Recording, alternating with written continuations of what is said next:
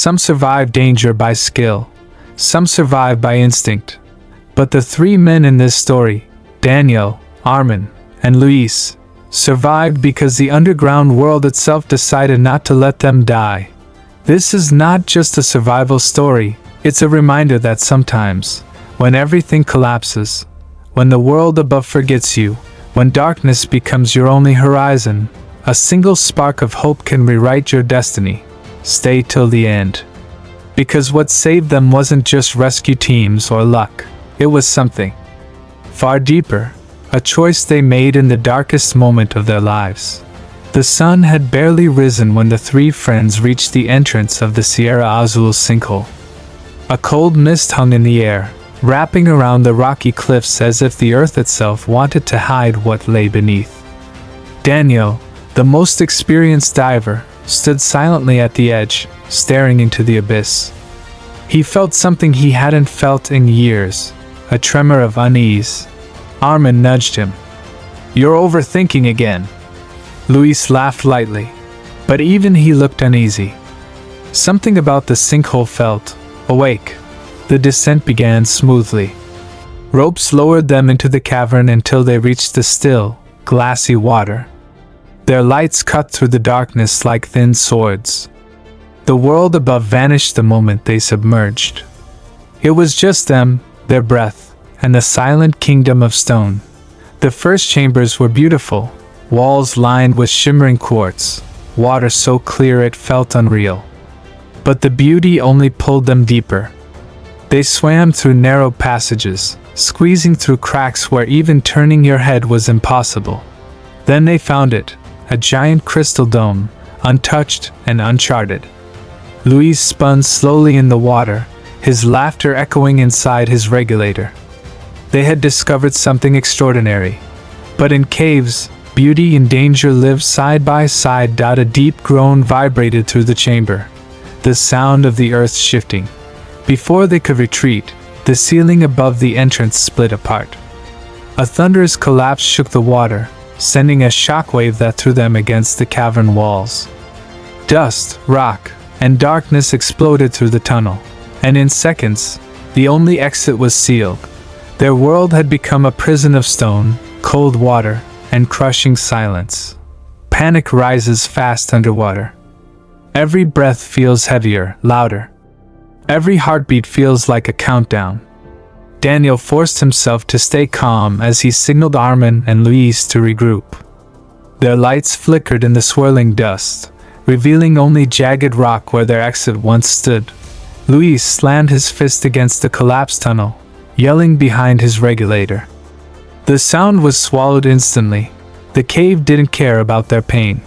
They had two choices: stay and die slowly, or risk everything exploring deeper into unknown tunnels. Daniel chose the latter. He had to.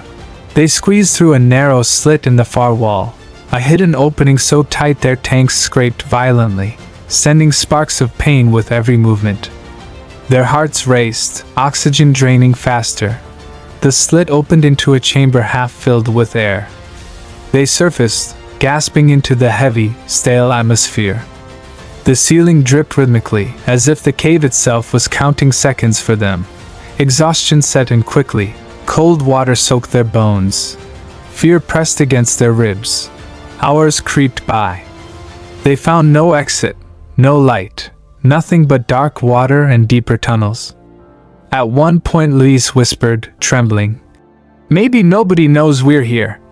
Daniel closed his eyes, fighting the despair building inside him. "Someone always looks. Someone always comes. We just need to stay alive long enough for them to find us." But even he didn't fully believe his own words. Then, a faint vibration in the stone, a distant thump. Another. Then again. Not the cave collapsing, but something human.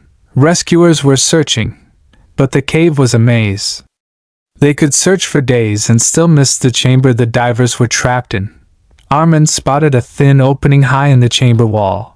A tiny air shaft. They tied a flashlight to a rope, angled it perfectly, and began flashing SOS signals into the darkness above. Minutes passed. Their breaths grew thinner. Hope dimmed. But then, a single flash came back. Then another. Then a series of rapid pulses. They'd been seen. Rescuers knew their location.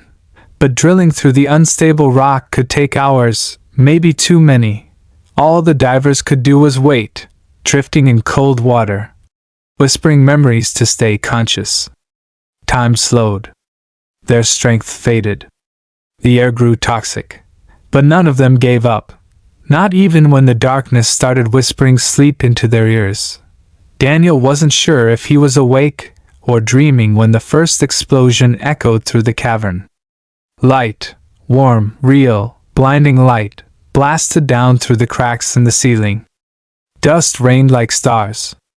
The cave groaned as drills tore through stone that hadn't seen sunlight in centuries.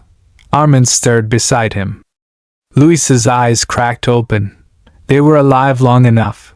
The rescuers broke through in a burst of rubble and beam lights. Strong arms reached down into the chamber. Voices echoed, urgent, trembling with relief. Daniel was the last to be lifted out. He looked back one final time at the cavern that nearly became their grave. It didn't feel like a monster anymore. It felt like a teacher, one that had pushed them beyond their limits, only to let them walk out reborn. Above ground, the air felt unreal. The sky looked impossibly wide. People cried. Cameras flashed. Rescue workers hugged each other. But the three divers, bruised, shaking, exhausted, simply sat together in silence. Luis whispered, "We shouldn't have made it." Armin nodded, wiping his eyes. Daniel looked at both of them, voice breaking. "We made it because we never gave up on each other. That's our miracle." And that became the heart of their story, the reason it moved millions when the world later heard it. Not the danger, not the collapse, not the impossible odds, but the truth that kept them alive. As long as even one person refuses to give up, hope never fully dies. Their survival wasn't luck alone. It was the victory of courage, unity, and the human will to live, even in the deepest darkness on earth.